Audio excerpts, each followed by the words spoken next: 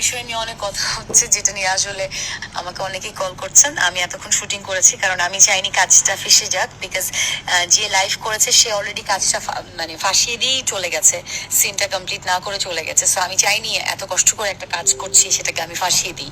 So আমি একদম সান two সান shoot করে তারপরে এই যে ফোনটা নিয়ে বসলাম। সো যে ব্যাপারটা ঘটেছে, আমি পুরোপুরি আমার চরিত্রটা প্লে করছি। আমি এমন একটা চরিত্র প্লে করছি যেটা কিনা স্পেশাল চাইল্ড, একজন অটিস্টিক আমরা যাকে বলি, এবং তার চরিত্রের প্রয়োজনে সে মারতে পারে, মানুষকে কামড় দিতে পারে, পানিতে চুবিয়ে মেরে ফেলতে পারে, অনেক এরকম ঘটনা ঘটাতে পারে। এবং আপনারা আর 15 থেকে 20 দিন পরই তো কাজটা রিলিজ হবে। সো রিলিজ হলেই তো আপনারা দেখতে পারবেন আসলে কাজটা কোন চরিত্রের জন্য কি করা হয়েছে। সো সে এমন ভাবে হয়তো লাইভ করেছে যে আমি হয়তো তাকে পার্সোনালি অ্যাটাক করেছি। পার্সোনালি অ্যাটাকের কিছুই নেই এখানে, এটা তার বুঝতে ভুল হয়েছে। আমি যতটুকু করেছি আমার চরিত্রের প্রয়োজনে করেছি, যতটুকু স্ক্রিপ্টে আছে আমি ততটুকু করেছি।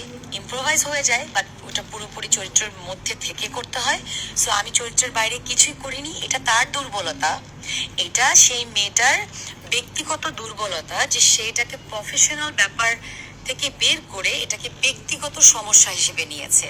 এবং ব্যক্তিগত সমস্যা হিসেবে সে কেন নিয়েছে এটা সে খুব ভালো করে জানে। এটা আসলে এটা নিয়ে আমার বলার কিছুই নাই। এবং সবচেয়ে বড় কথা, এখানে আমাদের সিনিয়র আর্টিস্ট আছেন, এখানে আমাদের ডিরেক্টর আছে, এখানে পুরো টিম আছে। তারা দেখেছে, তারা জানে যে আসলে কতটা প্রফেশনালি প্রতিটা মানুষ এখানে কাজ করছে। আমার মনে হয় আমার বাবার চরিত্রে এখানে কাজ করছে সেলিম ভাই, আমার ডিরেক্টর হচ্ছে রিঙ্কু ভাইয়া। So আমার মনে হয় আপনারা তাদের সাথে যোগাযোগ করলেও অনেক কিছু জানতে পারবেন। বাট এরকম সিলি একটা বিষয় নিয়ে আসলে আমার মনে হয় না আসলে কেউ কথা মানে বলা উচিত। বাট আমি বলছি, যেহেতু আমার একটা দায়িত্ববোধ আছে, আপনারা সবাই আমাকে কল করছেন জার্নালিস্ট ভাইরা, দ্যাটস রাইট। অ্যান্ড আরেকটা জিনিস বলতে চাই, আহ, আমার চরিত্রের প্রয়োজনে আমি যেটা করা দরকার আমি সবসময় সেটাই চেষ্টা করি, আমি সেটাই করেছি।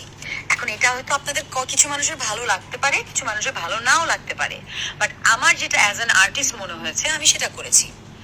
আরেকটা বিষয় আমি খুব মানে বলতেই চাই, যেটা একটু আমার কাছে সেন্সিটিভ লাগলো। আমি যে ক্যারেক্টারটা প্লে করছি এখানে পরিষ্কার থাকার কোনো স্কোপ নেই। আমি সারাটা দিন যেভাবে আসলে গোবরের পাশে বসে আছি, নদীর মধ্যে বসে আছি, মাটির মধ্যে, বালুর মধ্যে শিকল দিয়ে আমাকে বেঁধে রেখেছে, সেখানে একজন ফিমেল আর্টিস্ট হয়ে আরেকজন ফিমেল আর্টিস্টকে এটা বলা 1 ঘন্টা ওয়াশরুমে, এই জিনিসটা আমি যদি 3 ঘন্টাও থাকি, আসলে একটা ফিমেল আর্টিস্ট হয়ে আরেকটা ফিমেল আর্টিস্টকে বলা এটা খুব দুঃখজনক আমার কাছে মনে হয়। আমি বলবো মানে এটা আসলে অনেক দুঃখজনক যে একজন ফিমেল আর্টিস্টকে নিয়ে কথাটা বলেছে। একজন একজন অ্যাক্ট্রেস হয়ে তো তার বোঝা উচিত যে আচ্ছা আচ্ছা একজন অ্যাক্ট্রেস কি কি ক্যারেক্টার প্লে করছে। সো এটাই আপনারা যখন দেখবেন আপনারা সব বুঝতে পারবেন। বাকিগুলা তো সব আমি বলবো যা যা বলেছে, আমার এখানে অনেক মানুষ আছে টিমে। সো জিনিসগুলা তো ইন্টেনশনালি তার বলা কিনা আমি জানিও না, এটা ব্যক্তিগতভাবে কোনোভাবে আক্রমণ করা কিনা সেটাও আমি জানি না। কারণ তার মুখ থেকে আমি যেগুলো শুনতে পেলাম বা আমি জানলাম, সেগুলো তো আরো টিম মেম্বার যারা আছে তাদের মুখের কথা তো আসলে কারোই না। সো ওই জায়গা থেকে বলবো এটা পুরোপুরি ব্যক্তিগত একটা আক্রমণ, আর কিছুই না। সো কাজটার জন্য আমরা অনেক কষ্ট করেছি। কাজটা যখন মানুষ দেখবে, মানুষের কাছে আরো ক্লিয়ার।